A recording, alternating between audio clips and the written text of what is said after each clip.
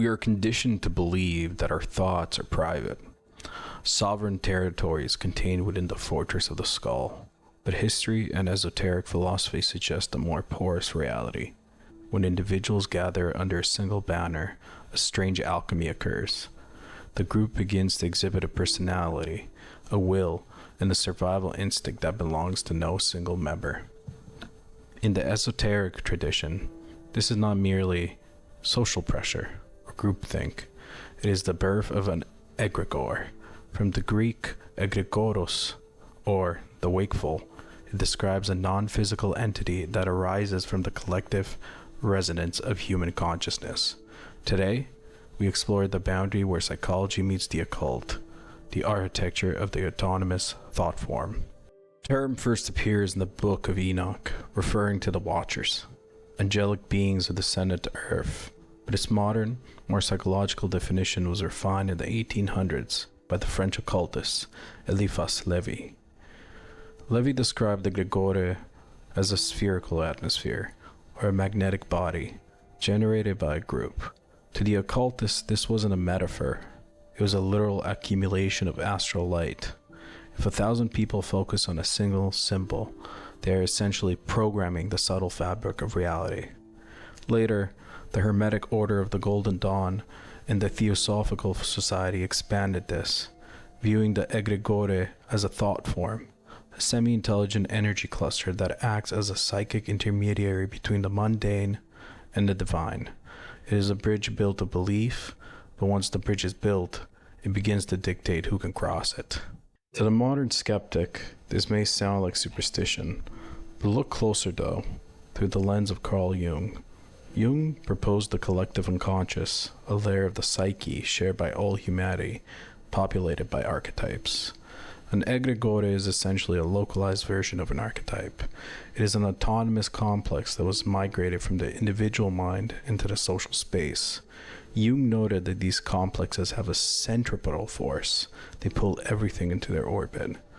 When you join a high-intensity group, be it a religious sect, a radical political movement, or even a fervent corporate culture, your personal ego is partially eclipsed by the collective complex. You begin to dream the group's dreams. You begin to fear the group's enemies. The egregore becomes the ghost in the machine of the social body. How does a non-physical entity maintain its existence? In a word, attention. Attention is the currency of the psychic realm. An egregore is a psychic parasite, or, more charitably, a symbiont, requires constant feeding through emotion, ritual, and language. Emotion, the fear and fervor are the highest calorie fuels. Ritual, the repetitive actions that synchronize the participants' brainwaves. Language, jargon and slogans that create a boundary between us and them. This creates a cybernetic loop. You feed the egregore your emotional energy. The egregore in turn provides you with a sense of identity, purpose, and belonging. But there is a price. To sustain itself, the egregore must ensure you stay in tune. It will subtly punish dissent and reward conformity, acting as an invisible immune system for the group's ideology. Many say that we are currently living through a period of hyper-egregore creation. In the past, building a collective thought form took centuries of cathedral building and slow tradition. Today, the algorithm acts as a high-speed ritual.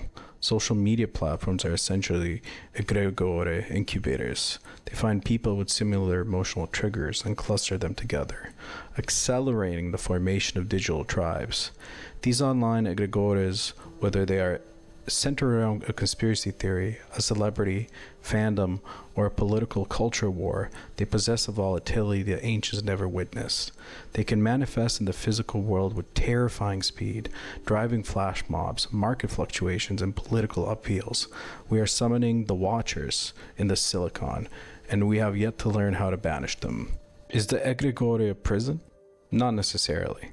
Civilization itself is a collection of egregores. Money, human rights, and the rule of law are all collective thought forms that allow us to function. Yuval Harari says that these things are just stories we tell ourselves. Money, human rights, and the rule of law are just concepts ideas that we tell ourselves, and the way we actually formulate our society. The danger lies in the unconscious identification.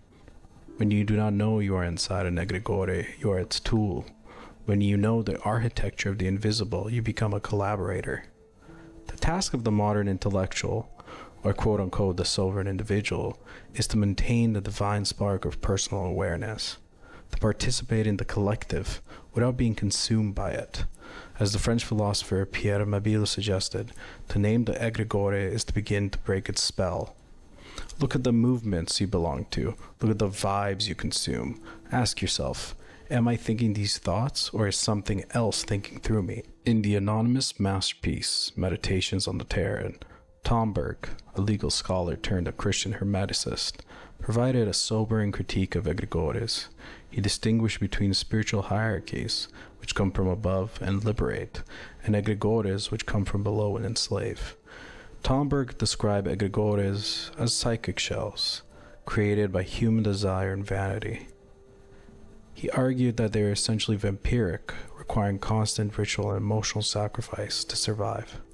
His work serves as a warning that the egregore is a man-made idol that mimics the divine, but ultimately lacks a soul.